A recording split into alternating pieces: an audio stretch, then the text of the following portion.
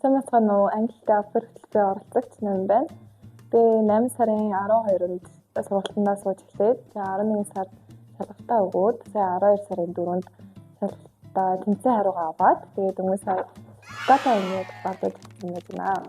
Сургалтандаа суухад манай герман хэлний багш бол хүүхдүүдтэйгээ яг яаж зөв харьцах, яг хөгжилтэй гаргаад тэгээд богинохон хугацаанд айгүй их зүйлийг ойлгуулсан гэдээ бас багштай айгүй баярлалаа гэдгийг хэлмээр байна. Тэгээд бас миний бодлоор өөрийн хичээл зүтгэл бас айгүй хэрэгтэй байсан болов уу гэж боддог. Би бол яг сургалтынхаа хугацаанд нэг ч удаа сургалтаа тасалж үзээгүй. Тэгээд яг багш хийгсэн зүйлүүдийг бүгдээрээ цаг тухайд нь хийгээд тэгээд энэ маань яг шалгалтандаа ороход өөртөө айгүй ихтэй болгож өгсөн. За тэгээд герман хэлийг сурж байхад надад яг хүндрэлтэй санагдсан юм гэх юм бол яг артиклийн дүрмүүд нь байгаа. Тэгээд яг ингээд цээжлэхэд жоохон хүндрэлтэй байсан. Гэхдээ яг англитэй байсан учраас арай сурахад хэлбэр байсан болов уу гэж боддог. Тэгээд бас 10 жилдээ орос хэлийг бас судалж ирсэн болохоор яг дүрмүүд нь ингээд ойролцоо санагдчихсан.